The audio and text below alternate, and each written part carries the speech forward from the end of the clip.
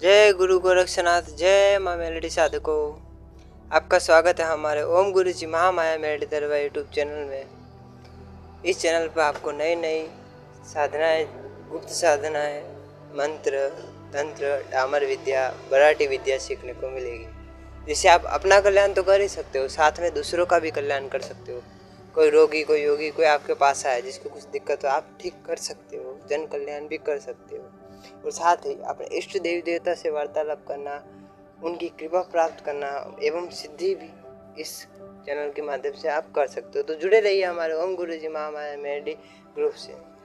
तो चलो, आज का वीडियो हम इसलिए बना रहे हैं कि साधना देने से पहले हमने सोचा कि साधना देने से पहले आपको मंत्र के बारे में कुछ नॉलेज हो जाए कि मंत्र कितने प्रकार के होते हैं। कुछ लोग कहते हैं कि सब मंत्र के लिए तो साबर मंत्र भी के लेते हैं, या साबर मंत्र कितने जब से सिद्ध होते हैं, क्या इनके नियम क्या है, कितने प्रकार के मंत्र होते हैं, बीज मंत्र किसे कहते हैं। ऐसे बहुत से सवाल जुड़े होंगे, आपने भी सुना होगा। और कुछ लोग कहते हैं 1.25 लाख मंत्र का जाप करना चाहिए, कि सच बात है। और गुरु गोरक्षनाथ जी कैसे जुड़े हुए साबर मंत्र से, तो इन सब प्रश्नों का जवाब आज हम इसी वीडियो में देने वाले हैं। तो जुड़े रहिए हमारे साथ आगे तक। तो चलो, सबसे पहले इस चैनल को सब्सक्राइब कर दो और लाइक कर दो। तो शुरू करते हैं हम बीज मंत्र से। टोटल मंत्र के प्रकार 3 हैं और कुछ लोग 4 प्रकार भी बताते हैं। जो चौथा प्रकार है, जो तांत्रिक मंत्र है, वो पहले प्रकार में आता है, यानी बीज मंत्र। पहला प्रकार होता है साधकों बीज मंत्र, दूसरा प्रकार होता है वैदिक मंत्र, तीसरा प्रकार होता है साबर मंत्र, और चौथा होता है तांत्रिक मंत्र। ये तांत्रिक मंत्र है, वो आते हैं बीज मंत्र के अंदर ही। तो कैसे तो समझते हैं साधकों। पहला बीज मंत्र जो होता है, यानी आपने बहुत जगह सुना होगा, ओम क्रीम कालिकाय नमः। तो ये बीज मंत्र कहलाता है। जैसे कि ओम बम भैरवाय नमः, ओम ब्रह्म भैरवाय नमः, ओम ह्रीम बटुकाय नमः। तो ये जो बीच में जो बम, हम, ह्रीम जो लगता है, ये बीज में आता है, यानी कि ओम हम हनुमते नमः। तो जो हम है, ये बीज है। बीज यानी कि आपने खेत खलिहानों में देखा होगा, एक बीज होता है इसी पौधे का, वो जो हम खेत में लगाते हैं, उसके बाद एक पौधा पनपता है। ये पौधा ही एक वृक्ष बनता है। वो वृक्ष हमें सालों साल तक छाया भी देता है और फल फ्रूट भी प्रदान करता है, जिससे हमारा गुजारा भी हो जाता है। और हमेशा हमारे, जब तक हम मरेंगे नहीं तब तक वो हमें छाव देता रहेगा। तो वैसा ही होता है साधकों इस बीज मंत्र में भी। कैसे तो बीज मंत्र एक अपार शक्ति, इसे किसी ने निर्माण नहीं किया, एक ध्वनि है। जैसे कि आपने बहुत बार सुना होगा, गुरु गोरक्षनाथ ने निर्माण किया था साबर मंत्र। तो वैसे ही ये मंत्र किसी ने निर्माण नहीं किया, एक ध्वनि है। एक ध्वनि में फुल ताकत है। ध्वनि भी देवी देवता को समर्पित है। तो कौन सी ध्वनि से कौन से देवी देवता जागृत होंगे। जैसे कि ओम क्रीम कालिकाय नमः, वैसे आप क्रीम क्रीम जाप करोगे तो भी कालिका माता ही आएगी, क्योंकि क्रीम है वो कालिका माता का मंत्र है, बीज मंत्र। उसमें अपार शक्ति छुपी हुई है उनकी, महाकाली माता की। और कुछ लोग क्लीम कहते हैं, वो भी सही है। क्रीम और क्लीम दोनों कालिका माता के लिए हम यूज कर सकते हैं। ओम क्लीम कालिकाय नमः, ओम क्रीम कालिकाय नमः, सब कालिका माता को समर्पित है। जैसे कि ओम बम बटुकाय नमः, ये बम है, ये भी भैरव जी का है। ये बीज मंत्र कहलाते हैं। और बीज मंत्र में कहा जाता है कि इसकी जब संख्या 1.25 लाख होती है, 1.25 लाख के बाद में ये सिद्ध हो जाते हैं और अपना कार्य करने लगते हैं। तो 1.25 लाख के बाद में हम कोई भी अनुष्ठान करते हैं तो वो सफल होता है। इन मध्यमों के, इन जो मंत्र है, इनकी ऊर्जा सिद्ध होने के बाद कोई भी काम हम कर सकते हैं इनकी मदद से। और दूसरे तरह के मंत्र होते हैं वैदिक मंत्र। तो साधकों वैदिक मंत्र यानी आपने बहुत बार सुना होगा गायत्री मंत्र, ओम भूर्भुवः स्वः तस्य वितुर्वरेण्यं भर्गो देवस्य धीमहि धियो यो नः प्रचोदयात्। तो ये होता है वैदिक मंत्र। इसकी रचना गुरुओं ने की है, यानी कि आपने ऋषि मुनियों के बारे में बहुत सुना होगा। जैसे कि एक मार्कंडेय ऋषि हो गए, बड़े महान संत, जिसने मृत्युंजय मंत्र की रचना की थी। जब यमराज उनके प्राण लेने आए थे, जब उसने रचना की थी ओम त्र्यंबकम यजामहे वाले मंत्र की।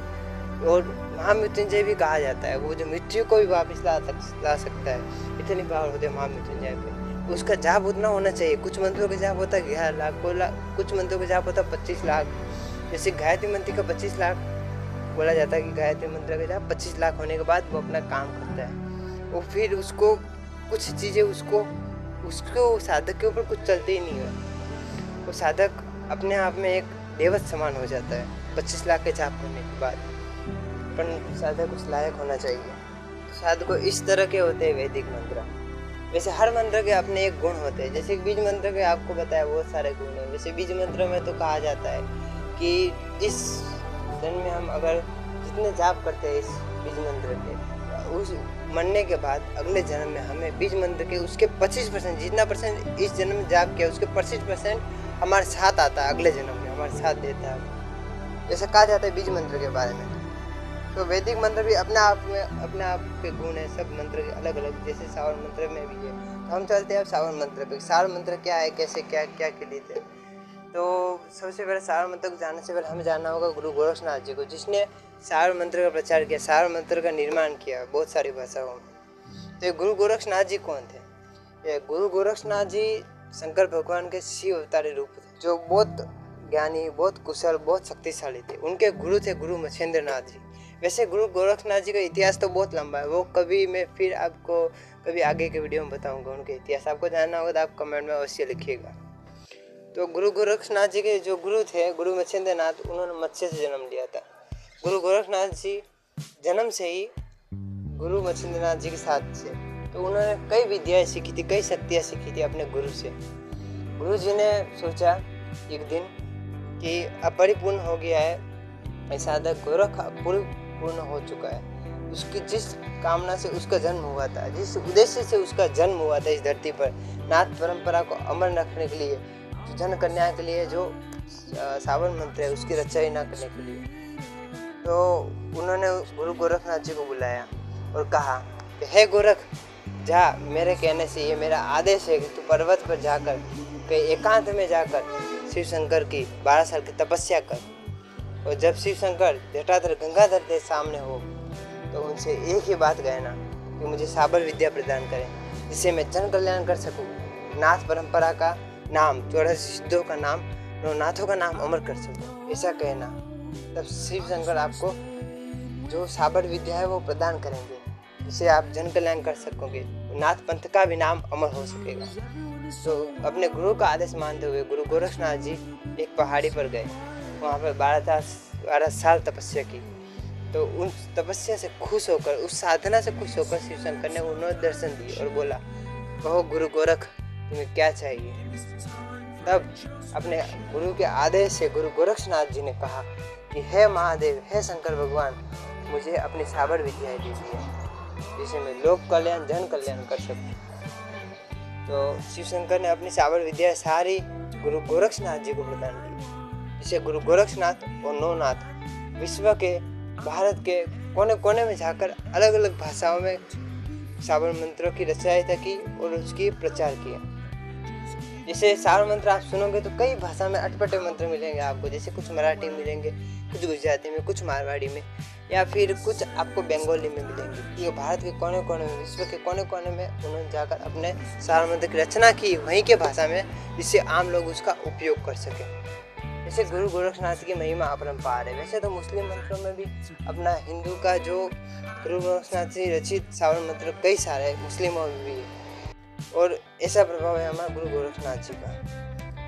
तो कुछ लोग कहते हैं कि सारे मंत्र क्लियर थे, तो किस मंत्र को जाप करना चाहिए, हमारे लिए किस मंत्र का बेहतर रहेगा।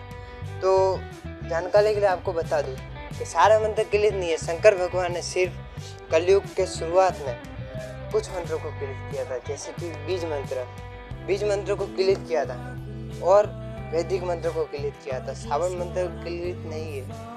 सावन मंत्र पूर्ण जागृत अवस्था में ही है, वो स्वयं सिद्ध है, उसको सिद्ध करने की जरूरत नहीं है, सिर्फ थोड़ा बहुत उसको जगाना पड़ता है, उसका तप करना पड़ता है, उसको जप करना पड़ता है, जिससे कि हमारा ओरा में हमारी बॉडी के रिफ्लेक्ट हो जाए, वो एकदम अपने ओरा के सम्मेलन में मिल जाए, हमारे उपयोग कर जैसा हो जाए। जैसे हमारे ओरे में मिलते ही वो मंत्र कार्य करना शुरू कर देगा, सम्मेलन एकदम कॉम्पोनेंट होकर, जिससे कि वो मंत्र चालू हो जाएगा। वैसे सब मंत्र स्वयं सिद्धि है सावन मंत्र के। तो जानने के लिए आपको मैं एक मंत्र सुनाता हूँ, तो आप ध्यान से सुनिएगा, आपको पता चल सके कि सावन मंत्र किस प्रकार का होता है। ओम नमो गुरु जी को आदेश, धरती माता धरती पिता धरती धरे न धीर बाजे, सिंगी बाजे तुड़ तुड़, आया गोरखनाथ, मीन का पुत मुझ का छड़ा, लोहे का कड़ा, हमारे पीठ पीछे यति हनुमंत खड़ा। एक छोटा सा और मंत्र मैंने आपको बताया, ये आपको बुक में ऑनलाइन में हर जगह मिल जाएगा। आपको जानकारी है तो मैंने अवश्य बताया है। और वैसे तो बहुत सारा श्रावण मंत्र है, जैसे कि आपने सुना होगा मूठ छोड़ना, कलवा भेजना, भूत को बांधना, प्रेत को बांधना, मारना, मार लगवानी, किया कराया हटाना, ये सब इस तरह के नज़र जाना वगैरह इस तरह के कार्य श्रावण मंत्र से ही होते हैं। और श्रावण मंत्र जल्दी सिद्ध हो जाते हैं। कहा जाता है कि एक रात्रि में श्रावण मंत्र सिद्ध हो जाते हैं, तो सही बात है, एक रात्रि में भी हो जाते हैं, पर वो रात्रि गुप्त रात्रि होनी चाहिए, वो खास रात्रि होनी चाहिए, जैसे कि दिवाली हुई, होली हुई। इन सब के बारे में हम आपको आने वाले वीडियोस में बताएंगे। तब तक के लिए आपको इतनी जानकारी हम देना चाहते थे। ये जानकारी अगर आपको कैसी लगी आप ज़रूर हमें कमेंट में बताइएगा। इस वीडियो को लाइक करिएगा, चैनल को सब्सक्राइब करिएगा और बढ़ते रहिए हमारे साथ अपने अध्यात्म की नई दुनिया की ओर। तो हम चलते हैं अभी। जय माँ मेलडी, जय गुरु गोरक्ष, आदेश आदेश, गुरु जी को आदेश।